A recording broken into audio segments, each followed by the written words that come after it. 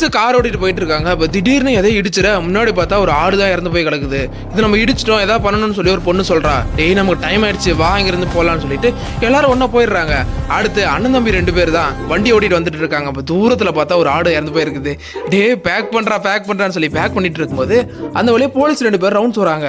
வந்தவங்க 2 பேர் இவங்கள பார்க்க, அண்ணன் தம்பி 2 பேரும் போலீஸை பார்க்க, போலீஸ் உடனே கீழே இறங்கி கான்ஸ்டபிள் என்ன இருக்குன்னு போய் பாருங்கன்னு சொல்ல அவனை போய் செக் பண்ணி பார்க்குறான். சார் வேட ஆடு சார், இது பிரியாணி போட்டால் பயங்கரமாக இருக்குன்னு சொல்லி பேசிகிட்டு இருக்கான். சார் ஃபஸ்ட்டு நாங்கள் தான் சார் பார்த்தோம், நாங்களே எடுத்துக்கிறோன்னு சொல்லி எடுத்துகிட்டு போக இவங்க 2 பேர் மேலே கிரிமினல் ரெக்கார்ட்ஸ் இருக்கான்னு பார்க்குறாங்க. பார்த்தா எதுவுமே இல்லை, அதனால அனுப்பி விட்டுறானுங்க. எங்கே போகிறானுங்கன்னு பார்த்தா அந்த ஊர்லேயே பழைய பில்டிங் ஒன்று இருக்குது, அதை வாங்கலான்னு சொல்லி தான் போயிருக்கானுங்க. ப்ரோக்கரும் அதை காட்ட அந்த பில்டிங்கோட கதவை வந்து இடிஞ்சு வந்து விழுது. வாங்க நம்மளை பில்டிங்கே கூப்பிடுது அப்படின்னு சொல்லி உள்ளே போய் காட்டுறான். அப்படியே எல்லாம் முடிஞ்சதுக்கப்புறம் அந்த ஆட்டை புதைச்சே ஆகணும்னு சொல்லி தம்பிக்காரன் சொல்ல அந்த ஆட்டை கொண்டு போய் புதைச்சிட்றானுங்க. புதைச்சி கொஞ்சம் நேரத்தில் என்ன ஆகுது தெரியுமா?